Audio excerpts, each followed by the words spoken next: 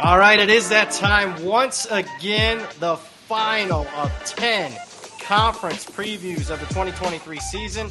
I am Brad Powers. This is Hit the Books, part of the Hammer Betting Network, alongside the man, the myth, the legend himself, Mr. Joey Knish. Zach Phillips, as always, producer extraordinaire behind the controls. Before we talk some SEC football, which, has been pretty much a slam dunk for many years, it might be changing, at least at the top of the West. Hint, hint there. Let me first remind everybody, let's pay some bills. Hit the Books brought to you by BetStamp. Easiest way to improve as a sports bettor is to use multiple sports books and always get the best odds. We recommend using an odds comparison tool like BetStamp. BetStamp compares odds across every sports book for games, futures, and player props. You can save time and money by checking BetStamp before you bet. Download the app today. If you're looking to sign up for a new sportsbook account, please check out the offers available at betstamp.app/hitthebooks or hit the link in the description. If you sign up through this page, it helps support the show. Knish, we've done a bunch of these, buddy.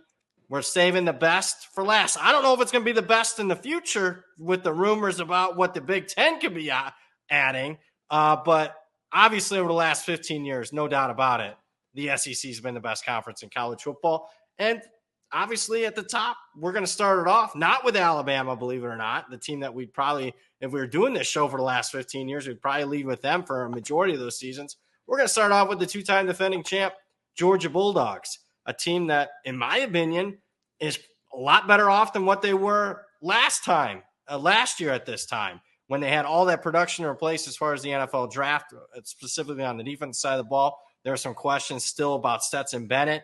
Was it kind of a fluke the way they won that title the year before? What does Georgia do? They go out and go 15-0. And then you look at this year's team. Yeah, Stetson Bennett's gone, but last I checked, he wasn't a world beater. I think they got a more talented quarterback in Carson Beck. Offense line still one of the best in the country. I know what is the best in the country. That's Brock Bowers, a generational type tight end as far as talent there. Defense as good as anybody in the country. And I think for our purposes, schedule probably most favorable of anybody at the top as far as not only the SEC, but anybody in the national title picture, whether we're talking Michigan, Ohio State, USC. Georgia has the easiest pathway, at least in the regular season. And I'm here to tell you, if they're 12-0, and even if they were to lose the SEC title game, if it was a close loss, they're probably still making the playoffs. So I got to tell you, Knish, I don't see a scenario where this team isn't in the playoffs unless off-the-field issues catch up with this team. It just means more, baby. Listen, I think we both, there was one shop in town over the spring that had a 3-1 national title that we were both getting a piece of there. As you said, I think this team has literally, of the 10 games, you would consider maybe two of them, as even potentially losable. And we think they're going to win it. Again, I think they're probably house money for 12-0. But outside of at Auburn, at Tennessee, I don't think there's even a remote chance this team has another game on the schedule that's a potential loss. The one factor is there, as you said, maybe Stetson Bennett. Whatever happened in the national title game, he was flinging it around. He did hit kind of a magical stride there towards the end. But overall, his full body of work seems very replaceable for a guy like Carson Beck, who's super talented. They've hit that recruiting cycle, and you're seeing they're paying the dividends where they just hit. It was boom, top three class. And now it's all. They're the new Bama, baby. It's just reload. And you thought last year's team would have had a lot more to overcome in terms of reloading. I'll say this has significantly less outside of the quarterback position. They're just absolutely stocked. There's no real position group on the. We went over some of the things that Ohio State has. We went over some of the things that Michigan has in terms of potential flaw areas as the position groups and the new quarterback and the what. I don't really know outside, if Carson Beck is even, unless he's a disaster. And there's even some other guys that could trot out there if Beck has an injury or something. So, this seems like house money to get to the playoff. I'm not too worried about, when you talk about motivation and all that, there's so many guys that cycle in. I think that's more of a, a pro thing where it's the same guys over and over and over. At college, you see what Bama did for, 5, 7, 8 years, where when you got these new guys cycling in every year, I don't think there's any shortage of new, motivation or getting the team up. So, yeah, maybe try and keep them under the speed limit, but other than that, that seemed, the Georgia speed limit seemed the only thing that can stop this team. Yeah, and I'm sure the police officers are given strict orders as far as how to handle some of those. Warnings. So, warnings, exactly. Yeah, I mean, you worry about complacency, but they do have a legitimate opportunity to do something that's never been done in the AP poll history. We're going back to the 1930s and be that first three-peat. And I gotta tell you, I bet it because I bet Georgia to win the title. You even texted me, this is a couple months ago, but you said, hey, there's still 3-1 available. I said, yeah, I mean, that's a good number. I think this number should probably be in the 2-1 range. So if you find anything like that, I think thumbs up for me there. Do we do anything with the win total? I have not bet 11.5. I'm just not built to bet over 11.5. Have you done it? No, I mean, there's always that. I mean, I remember there was the Missouri game last year where, it was a bad. There's always that 1 week, no matter, who it is, where you're going to be, and potentially get caught, a couple turnovers, some weather, something that could happen where, you can lose again no matter how good you are. So, no, I didn't bet, an over. If a juiced 11, would I bet? I don't think the one exists, but would I bet a juiced 11? That'd be different. Am I going to bet an 11.5? No. There was some juiced 11s available, but they got eaten up. So that just shows you, I mean, you don't see that very often, folks. I mean, people didn't have enough over 11. So that just shows you where Georgia's at. Let's talk about the program that's been at Georgia's level, at least for the better part of the last 15 years, that being the Alabama Crimson Tide. I think you said it best when you were talking about comparing Georgia to Ohio State and Michigan. There's question marks at certain positions, not major question marks, but still question marks. Alabama's, right there with Ohio State and Michigan. There's question marks at certain key positions. And let's talk about the key position for Alabama being a question mark, that being the quarterback position, which hasn't been a question mark for Alabama for the better part of the last 5-6 years, really till, Jalen Hurts got it going there in 2016. But there are question marks. I mean, watch the spring game, left a lot to be desired, Ty Simpson and Jalen Milroe. You got an Alabama program that was, each of the last 2 years in the regular season, 5 games decided by a touchdown or less, and that was with the number 1 pick in the draft at quarterback. And now there's a clear downgrade there. I also compared to Georgia. I mean, because that's who you want to compare it to, past Alabama teams, and Georgia, the current king. I'm not seeing development. I mean, as far as, I see these recruiting class rankings for Alabama. Those haven't changed for them. But what I have seen is I don't see a lot of elite wide receivers like they had for the better part of 4 or 5 years, starting in like 2017 through 2021. I don't see that on this year's roster. I don't see offensive linemen, first-round draft picks at left tackle and right tackle. Don't see that on the roster. Defensively, I think they'll be fine.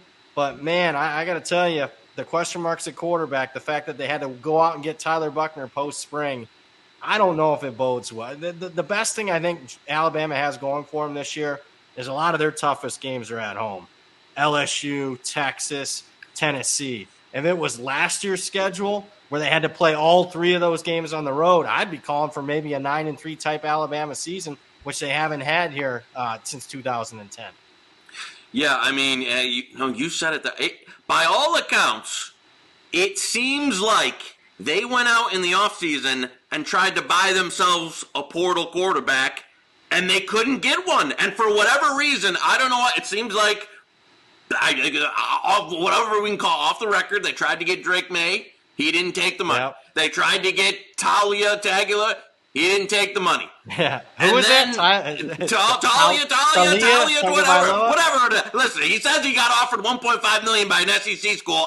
Let me say, I can put I wonder which school did it that needed a quarterback that where his brother played. I think we know which one it was, and he didn't take it. I'm sure they were gonna. So they ended up. You're with Tommy Reese's, boy there, Buckner, who we obviously last year were not a big fan of playing for Notre Dame. You've got a couple guys. Tommy Reese wasn't, and he went out and got Sam Hartman. And so, you know what? A couple of guys last year that didn't look particularly good. when Bryce Young was out. And so it's like, now I think, one of those, you got 3 quarterbacks, you got none type of deal. And as you're saying, if this isn't the team that, has the elite level skill talent they've had in the past, and the team that offensive line is going to be able to line up and run the ball. And it's now we were at where Texas A&M we think is going to be a level up. LSU seems to be trending towards being back among the elites.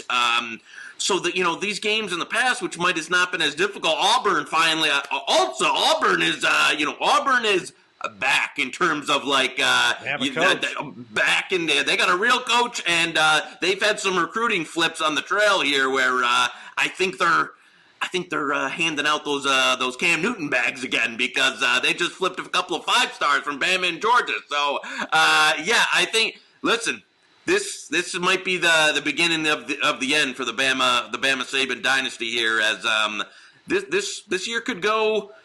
This year could go, if they don't really find a quarterback, as you said, it could be a 9-win type of year. And obviously we took some under 10.5s there. And, they've got some multiple very losable games on this schedule.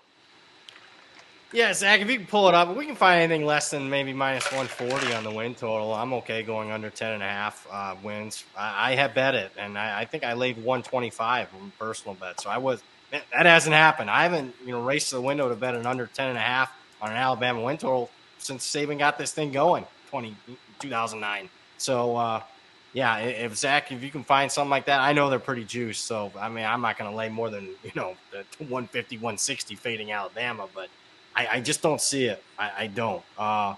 You brought up some possible contenders. There we go. 150. I'll leave that up to Knish. Are we laying 150? I'd go, whatever we want to call it, half unit on it. Half unit Alabama under 10.5. Because we were both strong in our opinion. We might as well back it up a little bit. Yeah. That we're fading Alabama. The weekly show that starts up August the 7th, we will be, unless we see something different with the Crimson Tide, a little preview, we're going to be against Alabama and starting in week 2 in the Texas game. And we've kind of hinted at that in some of the prior shows.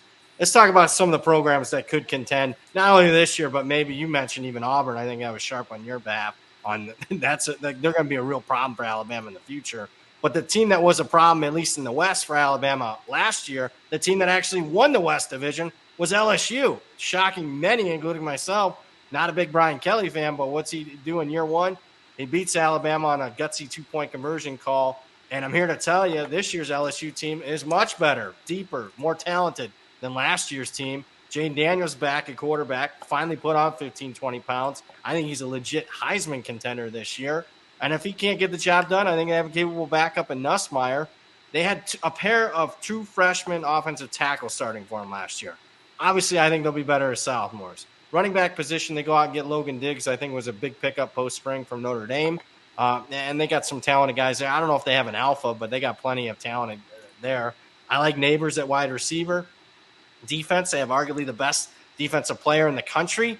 At linebacker, they're bigger, stronger, deeper, and faster than last year's team. Now, I thought they were kind of fluky the way they won a few games. Alabama game, if they just dropped the 2-point conversion, what's the narrative on LSU? Probably not the same, but, man, this year's team's better. And at least we'll find out right away what they got with the Florida State game in week 1. You and I, on this very show, this is why you got to set up the notifications. We were doing this live in February and March, said over 8.5 wins. That was way short of FanDuel. That was the one that really stuck out to us. It's been painted 9.5 ever since. I would actually lean over 9.5. That's how strong I like that bet that you and I gave out. What do you think about the Tigers, Knish? Yeah, I think we did the year-end wrap-up show when the Natty odds first came out, and then the one that instantly got hit was LSU 40-1, which was I think posted for about an hour, at the end of last season. But no, as you said, there's kind of a balance here between. They're a better team this year, but they're also pretty fortunate last year. I remember, there was a moment at the beginning of last season where people, including myself, I think I have some Brian Kelly tweets I had to eat some crow on towards the end of the year where, he was really able to turn around, give him a lot of credit. I don't like the guy, but he's a hell of a football coach. And he was able to kind of salvage that season, which could have gone off the rails early. But as you're saying now, they've got much significantly better depth. Look, I will say, LSU, I would never question LSU's talent again in that last Ed Orgeron season where, like, half the team opted out. There was some more injuries, and they're still like beating Texas A&M at the last week with a bunch with like their third string. It's like whatever they have in the water there in Louisiana. Like there's never a shortage of talent on this roster. Even the guys that aren't like rated by 247 and that up top, like they're just absolutely loaded. In the depth chart there. And as you said, a couple of, they started some young guys last year. They'll all be better. I like the fact that they have the Nussmeier, Jaden Daniels likes to run a lot, got dinged up a few times last year. They have the Nussmeier option if that happens, where like the season, a lot of in the transfer portal era, if your QB1 gets hurt, kind of the season can go off the rails. They have that nice option there if he's not playing well or he gets hurt or something. Schedule-wise would be the the other side of the coin. A lot of tough games. It's just going to be one of those where how many weeks in a row, can you get up? Even that at Mississippi State, Arkansas, Mississippi, Missouri, Auburn, even and you got an Army triple option game mixed in there, which is not fun to play. Before you play Bama, Florida, and egging it. So it's tough, but at the same time. They got the goods. They got the right coaching staff, and it'll be a real deal. It's just that SEC West is a little harrowing this year in terms of it's finally Bama maybe not dead yet. Texas A&M hopefully is their stuff together, and a couple of other teams that are on the right. The traction as we mentioned Auburn. So it's just going to be a tough schedule, but hey, maybe it all comes together for them. Yeah, and you do have to, wonder if there's some regression. I tweeted this out a few weeks ago. Kelly, 16-2, last 18 games decided by one possession. I think the majority of the great coaches are going to have a winning record in close games, but 16-2, he's been running hot. I being a Notre Dame fan, I've seen when he's run cold. 2016 season when he went like 0-8 in one possession games. It's capable. He's capable. I'm just telling everybody he's capable of it going a little sour. But, I'm optimistic. If you had to pinpoint me on a record, I'd be more on the 10-2, more likely than even 9-3. We had over 8.5 months ago. I'm fine with just sticking with that. Let's talk about another team that impressed last year. Came very close to winning a division title and obviously had their best season in a couple decades, that being the Tennessee Volunteers out of the East.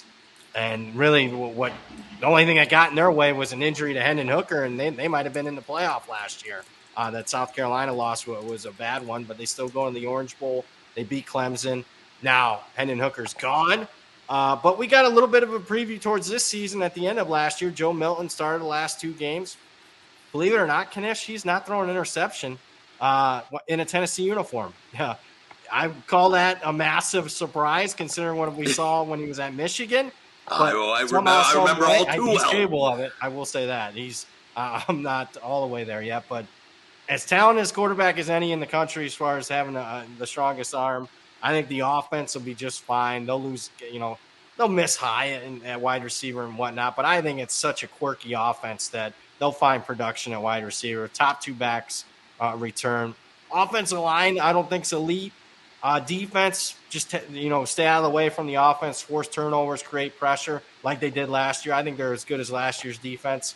Schedule-wise, they'll be an underdog at Alabama. They'll be an underdog against Georgia. But other than that, there's not a lot of this program's really shaped up in the last couple of years. I think clearly head and shoulders the number 2 team in the East. What say you, Knish? Yeah, you know what? I remember the early days of Joe Milton in Michigan, and you were like, this guy, where like it was not the right offense for his skill set. Yeah. I will tell. I give him credit for identifying the talent, but the pro style more fit was not a Joe Milton fit. This much better for his skill set. I still question a little bit in terms of how reliable he can be game to game, down to down. Super very explosive. They're going to throw a ton of deep balls. They're going to make a ton of splash plays. But down to in terms also, Hendon Hooker provided a lot of physicality on the ground, was able to run a lot more. Joe Milton, while being built like a linebacker, doesn't really have the same the quick twitch or any of that. I think that'll be kind of a step back in that. But as you said, this offense just seems to be able to just churn out points and explosive plays and that. So. I guess with ceiling wise, the question would be, they seem to be, again, program they're loading up on talent. I think they'll be a contender for years to come. I just don't know if this team is good enough this year, to beat a Georgia, to beat a Bama, and so then you're kind of looking at, it's one of those games where in the SEC East, if you can't beat Georgia. What's it look? I mean, maybe I guess the best case scenario is maybe you lose that game. If you go 11-1, you can sneak into be the SEC 2 in the playoff. But you got 12-team playoff. You can be a playoff team. Well, that was it. Yeah, under the new regime, they'll be able to get it. But this year specifically, you know what? We'll see if they can get it done. I just think they're in a little bit of. It's like they're going up against the Goliath here in Georgia every year to win the division, and I don't think they're there. No, they're not. I mean, even last year showed it. That was one that I think a lot of the sharper people loved and thought that was a gift. Georgia against Tennessee last year. That at least that number creeped down to where it was, and obviously Georgia dominated that game worse than the final. It was one win total though. I regret not betting under 9.5, when it was reasonably juiced, but I think 9's very fair. Have you touched the win total on Tennessee this offseason? No, nothing for me. You know what? I thought it was kind of right in range there. A little bit concerned around where, Milton, if he can, be elite in some of these games that he's going to have to beat a Bama and Georgia. So I didn't touch it. I would, tend to lean under, but at minus 150, it's not a play for me. Yeah, I agree. Totally agree. At 150, lean under 9.5 there for Tennessee. We've mentioned this team. We expect improvement. Let's talk about it. There has to be improvement compared to what a dumpster fire it was a year ago. Obviously, I'm going back and forth east-west here, but let's go to the West Division, talk Texas A&M. Lightning rod of a head coach in Jimbo Fisher. I'm not sure that there was a more poorly coached offense in America last year, considering the talent level. It was despicable. I don't know. I don't think anybody knows for certain what's this going to be with Bobby Petrino. It's at least intriguing. Could be gasoline on a fire.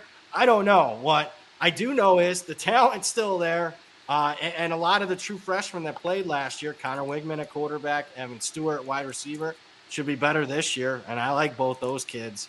And what I also like is I know they took their lumps on the defensive line last year as true freshmen in the SEC, but, man, they are loaded. They are big. They're talented. They're deep up front on the defensive line. I think find a running back, and I think they'll be okay there. Reuben Owens is a 5-star true freshman. That's the one position you can come in and play as a freshman and be a hell of a player. I think that this team's going to be all right. Now, coaching staff, I don't know. I mean, I just don't know. With that being said, I bet over 7.5. Wins. I did take a little bit of under 8.5 at a night at decent juice. Not that I recommend going for a middle, but I think at minimum this has to be an 8-4 type season. Otherwise, you start calling up the Texas oil guys and seeing if we can buy this guy's contract out. Yeah, I mean, this is one of those, if he didn't have that fully guaranteed guy, there's no way he'd still be the coach. Like, that's just one of the a life lesson there for a future AD to not, sign your life away to a coach like that. I know, when the Futures first came out, played a little 30-1, hoping that, the ceiling was on there. On this show, 30-1. Yeah, on this show, baby. But I totally agree with you. Some of Jimbo's answers, you wanted to hear, like, Bobby's in control of the offense, it's his, and instead you got, like, a bunch of evasive, so I didn't. Also, it's not only the Petrino-Jimbo dynamic, I hate some of the coaches on the like the DJ Durkin defense, that garbage, like 3-3-5 he runs with the light box, and they got pounded in some of the games last year. He ran that at Michigan. I hate the defense he runs in the SEC. He runs the worst version of that 3-3-5, where I like whatever TCU does with the super aggressive. He does the exact opposite, and I hate it. Steve Adazio at offensive line. I just don't like as you said. I don't like not the good staff. Human beings on that staff. I'll say it. I just don't like the mesh. It seems like Jimbo hired a bunch of his boys, and I don't know. Maybe Petrino can come in and save it. And the offense works. They're not short on talent. They had a bunch. And I'm still a little worried about. I know they let go a number of the culture issue guys that were lighting up blunts in the locker room after a loss because nobody respects the coaching staff, but. I'm still worried about, how does that even happen?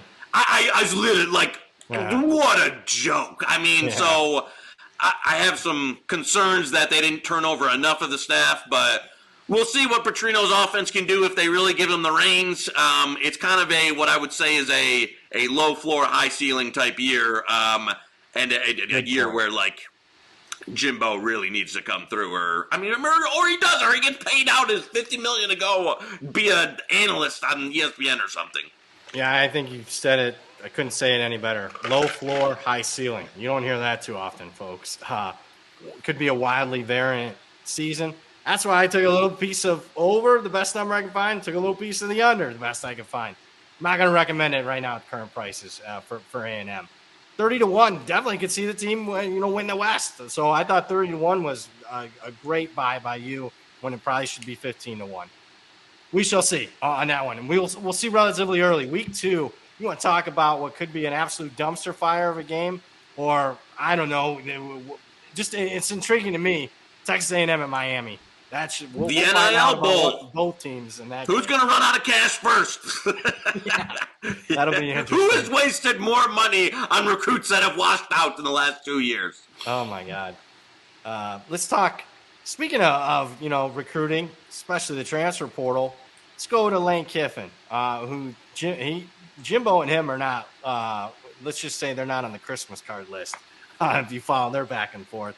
But Ole Miss, I think Lane's done a great job here offensively. We talk about a lot of the question marks. I can't believe this, but I probably would take all 3 of the Ole Miss quarterbacks over the 3 Alabama quarterbacks. So he's done a great job there. Jackson Dart's back. Uneven a little bit first season. We got to keep in mind, he was a transfer last year. He barely played as a freshman, a little bit under USC, so I thought he did okay there. Spencer Sanders, a very experienced transfer. I can't believe he decided to go to Ole Miss. I know. But he can be a change of pace guy. You can get him in the lineup, let him run around and do his thing, even if it's 10 snaps a game. And then they have their quarterback of the future in Walker Howard. Quinshon Judkins is as good as a running back as anybody in the country. Oh, yeah. Wide receivers, they get the big kid from UTSA post-spring after they lost Keon Coleman to Florida State. So I think that's a positive there. Defensively, they get the Alabama defensive coordinator, Pete Golding. So I think they will be improved on the defensive side of the ball as far as at least scheme at the very least. So 7.5, I think, is a fair number. I took an over 7 early in the process. It wasn't one of my favorite bets, but I think it's a 7-5, 8-4 team. The concern I have, Knish, is, man, Alabama and LSU are in September. That's tough. Especially, you lose those games, maybe you get blown out. What's the temperature of that locker room at that point? They had a really easy schedule last year to start when they started 7-0. When the schedule got tougher, they were a fraud, a phony. They lost 5 of their last 6 games. I think it's kind of – I don't know what the level is. I think Lane has them where this program's ceiling is, unless they go out and cheat like they did under Hugh Freeze and just buy number 2, number 3 recruiting classes. If they're not doing that, I think 7-5, 8-4 is about where this program is. Yeah, I'm with you. It's it should be a very fun offense. The quarterback depth is huge again for them, for a team that likes to run the quarterback so much. They're always good on the ground. They got Judkins. I think their offensive line will be okay. And a Lane offense, I always believe in, is going to put up some numbers. The defense, I just talent wise, it doesn't strike me. Golding Is he an upgrade? I mean, this is a team that, again, we just talked about, had Durkin for a few years, had Chris Partridge running the same system as Durkin, that I didn't really particularly like. So it's got, I think it could be a bit better. But the other thing with these Lane teams is I don't know if it's his, again, I know he's a great content guy. He's good for some laughs, some talk trash. These teams just seem to be missing something in terms of, like, whether it be the culture or the seriousness around the program. Like, they seem to be, fun teams, a team that can win 7-8 games, score a bunch of points. As you're saying, though, I totally agree with you in terms of, like, what's the real ceiling for Lane at Ole Miss? Are they going to win conference championships? Are they going to compete for national championships? It just doesn't. It seems like they're kind of at their level right now, and so they'll be fun. Probably win a game they shouldn't, lose a game they shouldn't.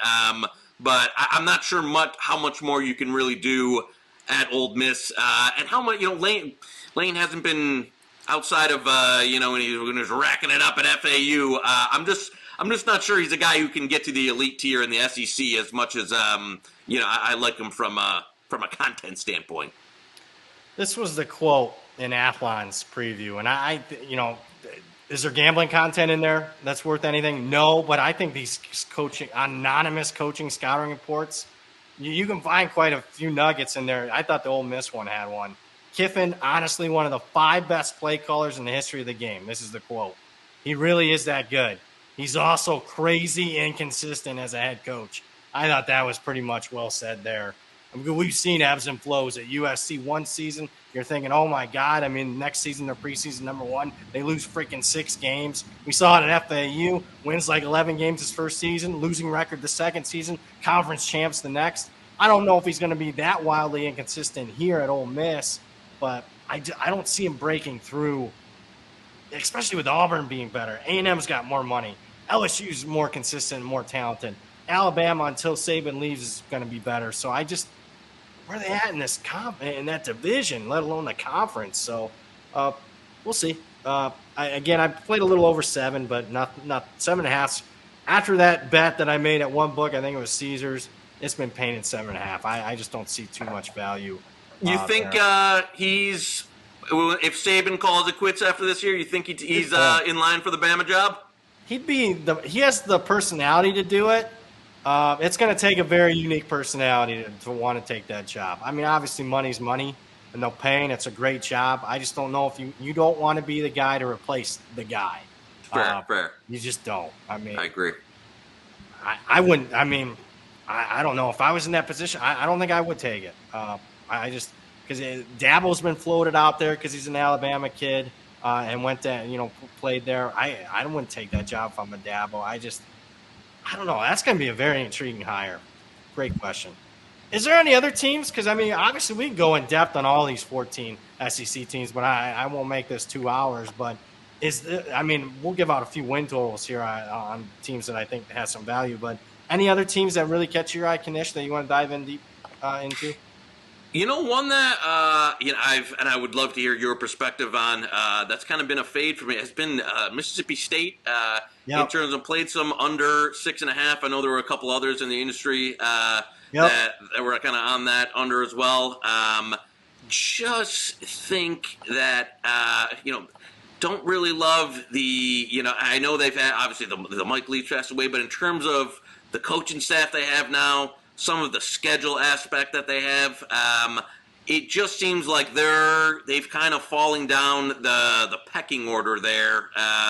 In terms of I just don't know what this program, what this kind of what we talked about with Ole Miss, but I think even it's a little lower there. Yeah. I didn't love even when Mike Leach was there. I wasn't a big fan of what they were doing. I think that kind of their defense was kind of like a little bit over their head for a few years. I think this is at best a 6-win team, and I think there's some 6s still, 6.5 still out there.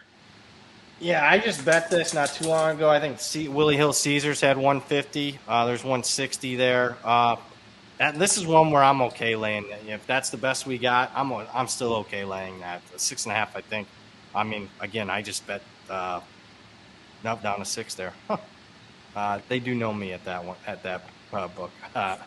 Unfortunately, it took them a while, but they know me now. Yeah, let's still go minus 160. I completely agree with you. Completely different offensive scheme. I wasn't a big fan of the hire at offensive coordinator. Schedule, they do have 8 home games. They got a reasonable non-conference slate. I just think everybody in the West is better than them. They're not afraid to admit it. This is clearly, in my opinion, the 7th best team in the division. I think Arkansas is better. I think Hugh Freeze obviously has much more coaching experience than Zach Arnett. I don't think anybody would have had Zach Arnett as an SEC head coach 365 days ago. So he might be in over his head. Maybe not long term, but I think for this first season, he will be. A game to keep an eye on that might trip him up, Arizona, even though it's at home week 2. Yeah. That's the type of team that they could lose to if they don't have their T's crossed and their I's dotted there as a coaching staff and as a roster. So under 6.5 for me and Knish, minus 160. I'm okay with that one. I'm glad you brought that one up. That was one I was going to give out. What's your thoughts on South Carolina? Another team I want to go under 6.5. I like Beamer, like what he's doing. I just think they've been extremely fortunate in the last couple of years. They have overachieved compared to what they've had. Don't have much returning production. I really am worried about the defense. I would have thought they went in the portal and got a lot more on that side of the ball. They didn't. I think there's too much positive coming out of what they did at the end of last season. The big upset over Tennessee, upset over Clemson. I thought the Notre Dame game was, I bet South Carolina in the game. I thought South Carolina was extremely fortunate that was a 7-point game. No, believe me, they had 2 pick sixes and a fake field goal touchdown. I mean, go look at the stats. That should have been a 3-touchdown win for Notre Dame. Buckner, he was the MVP for both teams. I'll put it that way. He had a bunch of touchdowns for Notre Dame, and then he's an idiot, keeping South Carolina in the game with 3 picks. So I'm not seeing it with South Carolina. And also, what I'm also not seeing is the schedule. Starting with week 1, you want to talk about I know people are making fun of game day going there, but honestly, it's a really intriguing week 1 game, North Carolina, South Carolina. But there's a reason they're an underdog in that game. Clemson has revenge against them. That's non-conference. And then, I think Tennessee's better. I think Georgia's better. We haven't talked Kentucky yet. I think Kentucky's better than them. So I not a lot of surefire wins. They've been fortunate to get to where they've been the last couple of years. I'm under 6.5. No, I'm with you. I wish I'm trying to find a head-to-head for it, but I agree with you there. I think, as you said, the schedule is just brutal. Even like the Jacksonville State game in the middle of, you got Rich Rod coming in and trying to score, 100 points on you in the middle of, your SEC slate there. Plus, North Carolina and non-con, the Clemson game.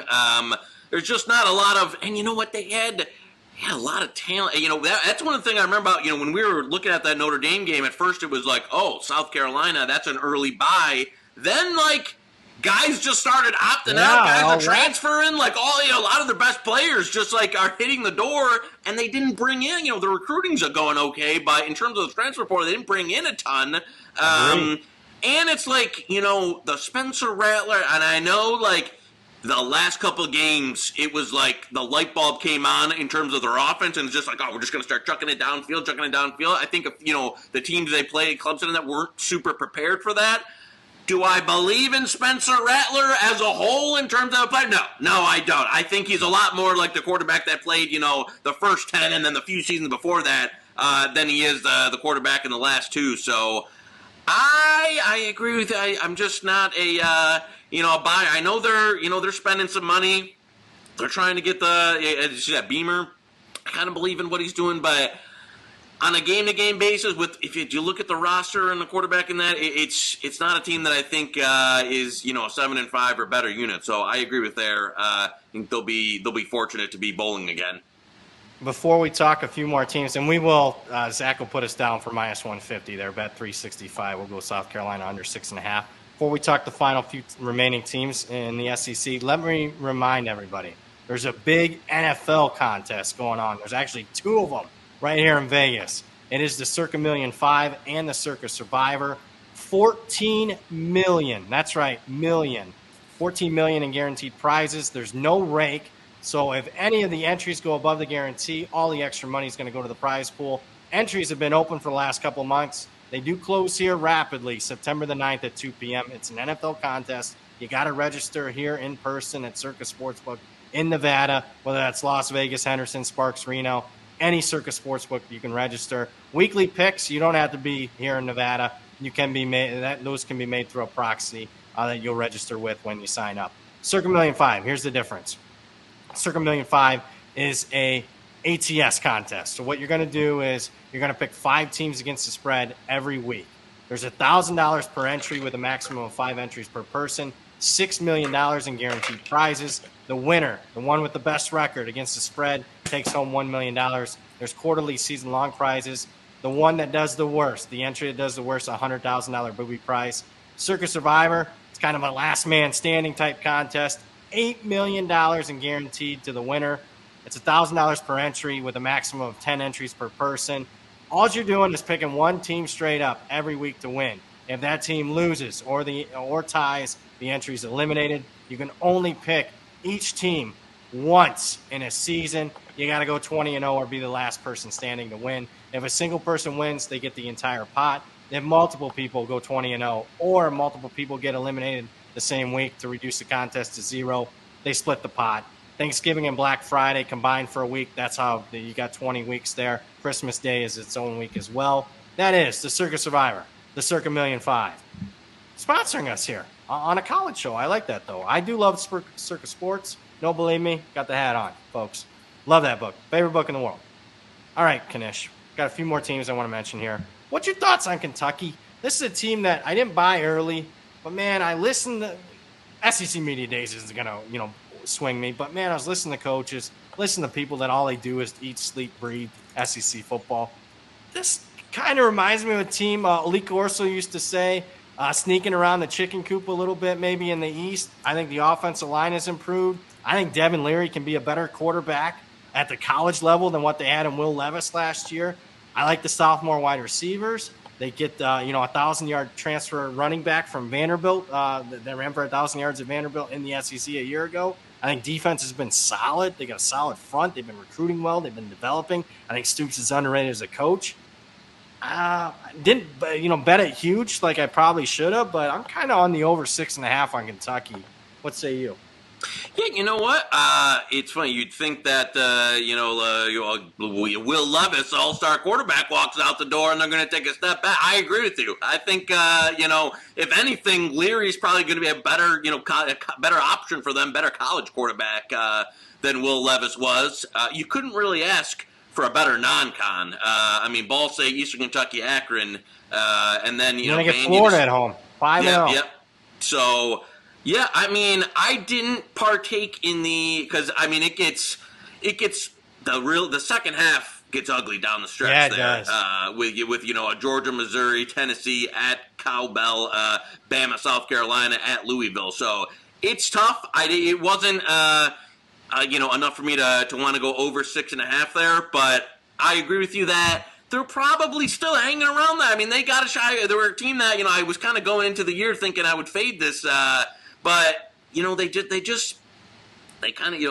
going to play good defense and some ball control. I think Leary will be an upgrade. So overall, it was a team that I came into the year looking to fade. But I agree, they're probably going to be a little bit better than I expected, and might surprise some people down the stretch. It's just very two different seasons in terms of they could be a team that starts 5-0.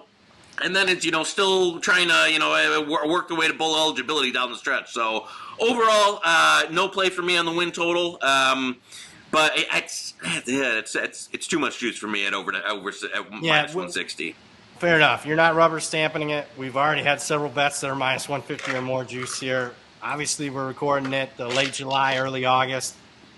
Lines have been out for the SEC for a couple months. The best stuff gets eaten up, at least as far as juice. Half win here, half win there. But that is a lean for me, and I have made that bet.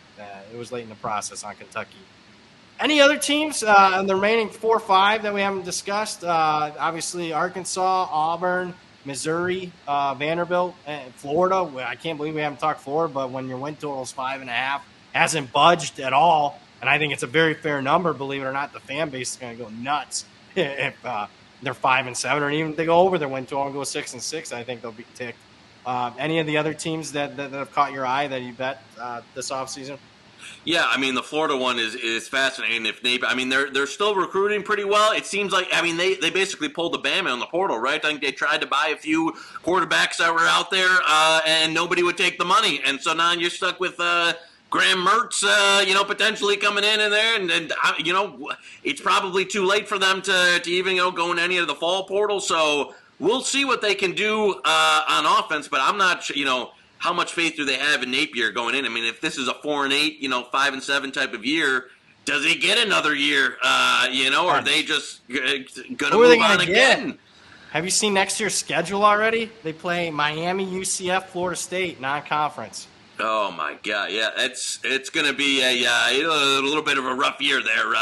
Rough couple years here in the swamp. Are you buying the Vandy SEC Media Days? Couple of first place votes. Are you buying the Vandy resurgence here in what could be their best team since Jay Cutler was smoking Marlboros on the sideline? I'd buy those couple guys that voted Vanderbilt first place. I'd buy them a couple of one-way tickets to the front line there in Ukraine. But I don't get it. They should revoke. I mean, obviously, I don't know how that's even allowed. To be honest with you, I just revoke their memberships or whatever. I know anybody can get. Yeah, hell, even you could get a press pass there, Knish. I've noticed there's some people that apparently to get into these media days, you just have to I think the Hammer could get us some press passes to get into these media days. We should just crash the party. Right. Yeah. I don't know. It's not my, I don't want to, nothing against anybody, but I don't want to listen to Boomer and Buster from the local radio in Dothan, Alabama talk. I mean, it just doesn't do me anything. So if there's actually a show by that, I apologize in advance. Auburn, I think we kind of broke it down. I don't love this year's roster, but I love the future of Auburn football. Yeah. I think it's simple. Run the football, running back position's their best group. Secondary is pretty good as well. I think they'll be coached up to the best of their abilities. They're just still, as a roster, as far as depth, way behind the LSUs, the Alabamas of the world. In the West, you just don't have any gimmies there. Mississippi State, we already hit. Missouri, team we haven't talked about yet. I think they're just where they've been the last couple of years, right around 500. I was going to say, I think I have no hot takes on this Missouri team. They seem to be very stagnant. I know their collectives, they're actually worders, they're trying to spend some money to upgrade and get in there. The coaching staff doesn't really do much for me. It's a team that seems kind of just at their level here, and I don't know how you go from being kind of a middling, as they probably should have, if I was them, I'd go, I think our friend of the show, Bud Elliott, says take the check, take the losses when they came to the SEC. Yeah. I don't know what they can do. I think they should go back to the Big 12 to if they want a shot at conference championships, because it seems like they're in a position here, much like, Mississippi or Kentucky in that, where the ceiling is probably 6-7 wins type of team year after year, where I don't know, and then not much has changed. This should be okay, but I don't have much in terms of takes either way on this Missouri team. Yeah, I think on paper it should be Drinkwitz's best team, but I don't know. We'll find another interesting game. They play Kansas State early on. Kansas State embarrassed them last year, so we'll see if they can make some headway there in the non-con. But I don't know. I don't think he's doing a bad job, Drinkwitz, but I also don't think he's doing a good job. I mean, so I don't know where that leaves him. They fired Odom for going basically 500. So and Drinkwitz has been 500. So that's where they've been at. They won a couple of division titles under Pinkel, but that was when George was down, Florida was down, Tennessee sucked. The whole East Division was a total chaos. Vanderbilt was winning 8-9 games with James Franklin. Those days aren't coming back anytime soon. So they are what they are in that regard. What also is what they are, Joey Knish. Congrats, buddy. We just got through 10 previews together. Our first time we've done this, all 10 previews. We are, I want to mention, starting up the weekly live shows, August the 7th. We hope to start them at 5 o'clock, but, some guy, I won't mention names here, it might be 5:15. 5 o'clock on the dot for the live shows, baby. You got it. Don't worry. All right, so we will start those up. If you're watching this in the next week before we start them up August the 7th, we will start breaking down week 1 on what we see there. We're going to hopefully start seeing some movement camp reports, injuries possibly. We can get you some info there live. But that's going to do it for me, unless you got some closing thoughts on the SEC. No, I think we wrapped it up. Glad we got through the preview. Ready for the season. Week 0. For also can't wait for the Navy Notre Dame. I know you've been going back and forth with fans. I dropped it in a group chat. I had people in my college football group chat back and forth on that total and that. So I can't wait to get this started, baby. So it's going to be. I'm anxious to hear, who is saying over and under. It seems to be a lightning rod. I can't believe it, but we'll see. I mean, that Navy Notre Dame total will get talked about on the August 7th show. That is the producer.